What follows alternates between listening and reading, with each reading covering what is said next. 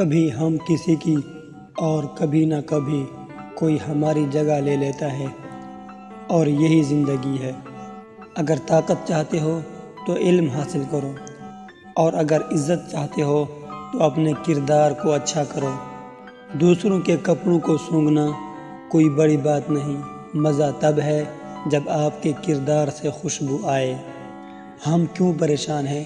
اس کی دو وجہ ہو سکتی ہیں۔ ایک، ہمیں قسمت سے زیادہ چاہیے، اور دوسرا، ہمیں وقت سے پہلے چاہیے۔ دل کی بات ہمیشہ بتا دینی چاہیے، کیونکہ بتا دینے سے ہی فیصلے ہوا کرتے ہیں اور نہ بتانے سے فاصلے۔ کبھی کبھی آپ کو گرانے والا نہیں جانتا کہ وہ آپ کی وجہ سے کھڑا ہے۔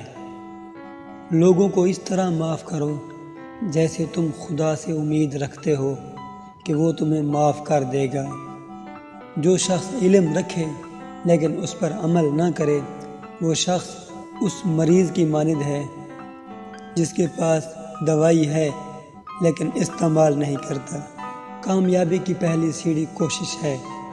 کوشش سے غلطی، غلطی سے سبق، سبق سے تجربہ، اور تجربے سے کامیابی حاصل ہوتی ہے۔ جو آدمی غفلت میں رہتا ہے وہ جہالت میں پڑا رہتا ہے، اور جو جہالت میں پڑا رہتا ہے وہ بیکار رہتا ہے۔ بیوقوف سے بحث کرنا دراصل یہ ظاہر کرتا ہے کہ بیوقوف ایک نہیں بلکہ دو ہیں۔ مت بھولو کہ یہ دنیا تمہارا امتحان ہے، کبھی تمہارے ساتھ ہوگی، کبھی تمہارے خلاف۔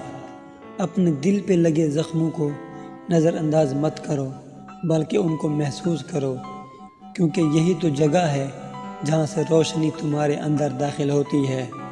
اگر انسان کو ہمیشہ آرام حاصل رہے تو اس کی قدر معلوم نہیں ہوتی، اور جو لوگ مصیبت میں مبتلا ہوتے ہیں عافیت کی قدر وہی جانتے ہیں۔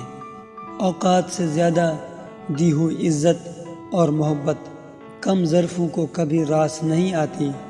اگر تمہیں زندگی کی حقیقت معلوم ہو جائے تو تم کوئی بھی اپنا ساتھی نہ چنو سوائے اللہ اور اس کی محبت کے۔ 3 نیکیاں جن کو کرنے سے قیامت کے دن عرش کا سایہ نصیب ہوگا۔